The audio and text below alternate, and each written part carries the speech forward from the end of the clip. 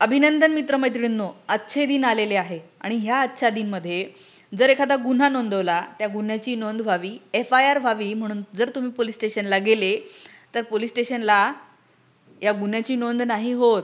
Police स्टेशनला तुमच्यावरच गुन्हा नोंदवला जातो की तुम्ही आम्हाला कशाला म्हणताय FIR दाखल करा, तुम्ही का मागणी करताय.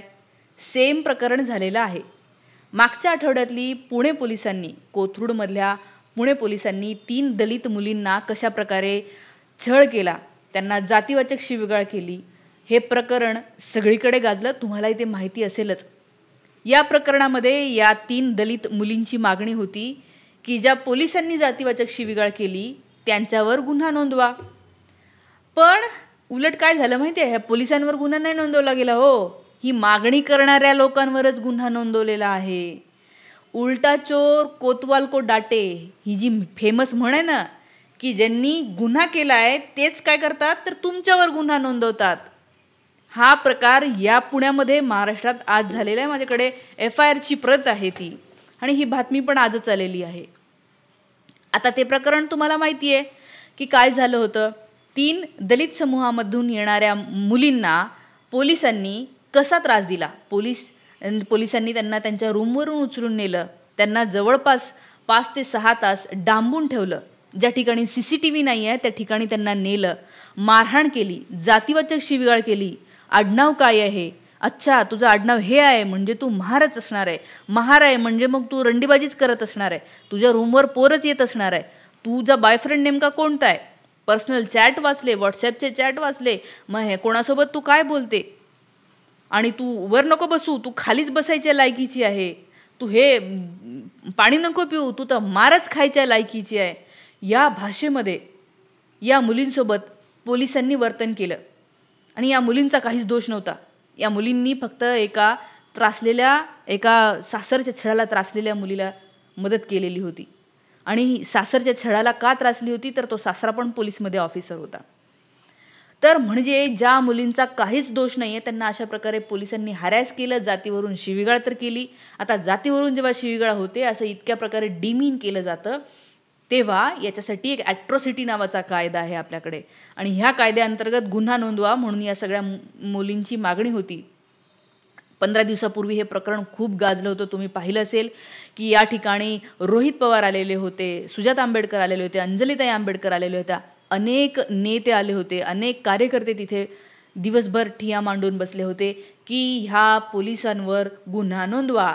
ज्या पोलिसांनी ह्या मुलीच्या हॉस्टेलमध्ये जाऊन तिच्या कपाटातले सगळे कपडे काढले, माणसांनी मेल तिथे असताना अंतर्वस्त्रासहित सगळे कपडे काढले, सगळं छानबीन केली, आणि ज्या ठिकाणी CCTV नाही त्या ठिकाणी मारहाण केली. हे सगळं केल्याच्या नंतर यांच्यावर ॲट्रॉसिटी नाही व्हायला पाहिजे का?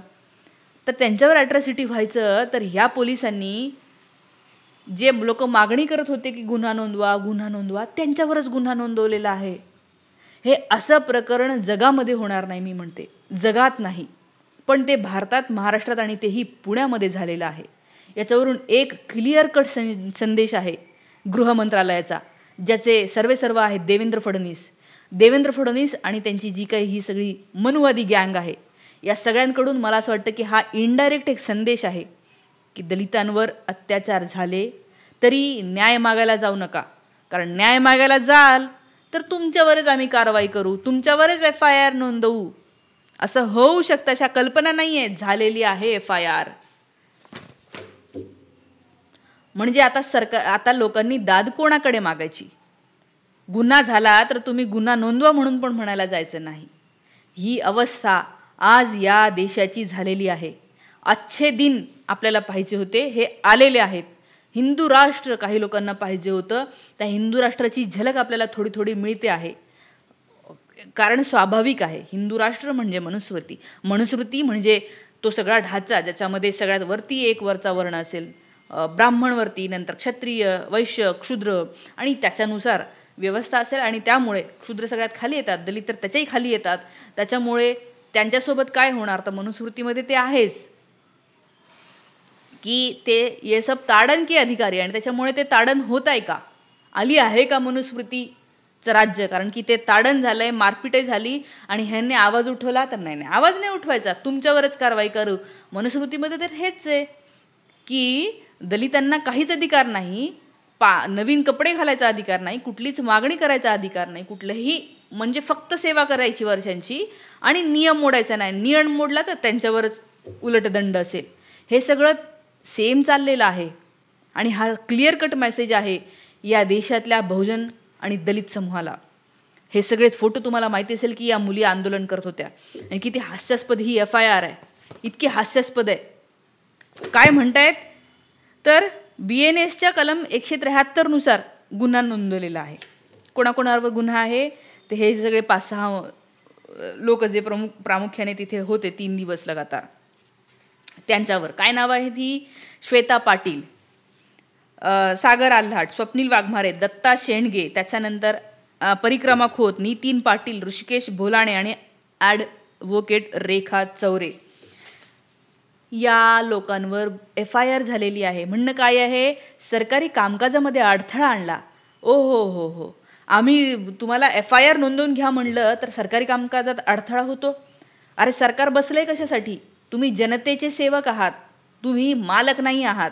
मालक जनता आहे. लोकशाहीनुसार, आपल्या संविधानानुसार जनता, we the people of India, अशी सुरुवात आहे संविधानाची की आम्ही भारताचे लोक आणि आम्ही हे संविधान बनवतो आहे. तर हे भारताचे लोक आहे आणि बाकीचे हे जे सगळे आहेत ते सेवक आहेत.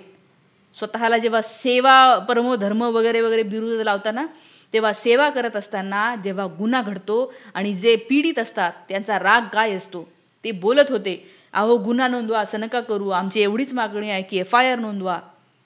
इतके असहाय्य होऊन बोलत होते आणि त्यांच्यावर ह्यांनी काय केलं तर म्हणे आवारामध्येच बसले, गुन्हा नोंदवा, आम्हाला आतच जायचं म्हणत होते.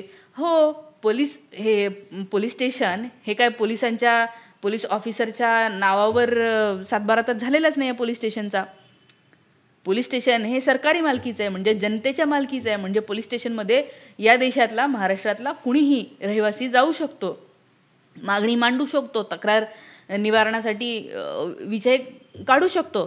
तुम्ही थांबवू नाही शकत ना पोलीस स्टेशनमध्ये जाऊ नका म्हणून. बरं, यांच्या हातामध्ये काय होतं? हे मागणी करत होते की आमच्यावर गुन्हा झाला, आमच्यासोबत चुकीची वर्तवणूक झालेली आहे, प्लीज गुन्हा नोंदवा. आणि यांच्यासोबत काय केलं? यांच्यावरच गुन्हा नोंदवला. हे इतकं भयंकर आणि इतकं हास्यास्पद या 2025 होऊ शकते याचा तुम्ही विचारही नसेल केला. ह्या मोरे म्हणून मॅडम आहेत, त्यांनी, त्या पोलीस ऑफिसरनी हा गुन्हा नोंदवलेला आहे. यांचं म्हणणं काय की यांनी काय केलं तर म्हणे ह्यांनी तिथे शांतता बिघडवण्याचा आणि दंगाभिमुख परिस्थिती निर्माण केली म्हणतात. माझ्याकडे तो व्हिडिओ आहे. श्वेता लगातार लाईव्ह होती, ती सतत फेसबुकवर लाईव्ह होती आणि लोकांना सांगत होती की काय चाललेलं आहे. अत्यंत शांततेने, कुठल्याही प्रकारची नारेबाजी त्यांनी केली नाही. शांततेने ते म्हणत होते की गुन्हा नोंदवा, गुन्हा नोंदवा. गर्दी एवढी होती की वाढला असेल आवाज. त्यांनी काय तुमच्यावर डाफरलेले नाही आहे, साहेब म्हणूनच बोलत होते. आणि ह्याच्यात हे काय म्हणतात की आम्ही आत गेल्याशिवाय राहणार नाही असं म्हटलेलं आहे. आरडाओरडा आणि भडकाऊपणे बोलू राहिले. भडकाऊ काय बोलले? तक्रार नोंदवा असं म्हणणं हे भडकाऊ आहे?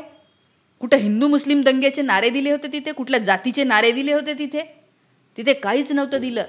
ॲट्रॉसिटी अंतर्गत गुन्हा नोंदवा हीच मागणी होती आणि तीच तुम्हाला करायची नव्हती. तुम्ही हे जे काही केलेलं आहे ना, याच्यावरून तुम्हाला एवढंच सांगायचं आहे की बघा, इथून पुढे ना जास्त अभ्यास करू नका, शिकू नका. शिकले आणि आम्हाला जर का कायदा शिकवायला लागले ना तर आम्ही तुमच्यावर कारवाई करू. हे अच्छे दिन आहे आणि हेच अच्छे दिन इथून पुढेही जास्तीत जास्त बघायला मिळतील का? हेच यांना सांगायचं होतं का? मी म्हणते हे खूप भयंकर झालेलं आहे. याच्या उलट व्हायला पाहिजे होतं. त्या पोलिसांवर गुन्हा नोंदवायचा होता तर उलट झालेला आहे. महाराष्ट्रातल्या तमाम वकिलांनी, महाराष्ट्रातल्या तमाम सुज्ञ नागरिकांनी या केसमध्ये लक्ष घालायला पाहिजे आणि यांना साथ द्यायला पाहिजे. हे जे काही झालेलं आहे हे खूप चुकीचं झालेलं आहे आणि याच्याबद्दल आपण प्रत्येकाने बोलत राहिलं पाहिजे. उद्या पोलीस स्टेशनला जायची म्हणजे आपली हेच होऊ नये, इच्छाच होऊ नये.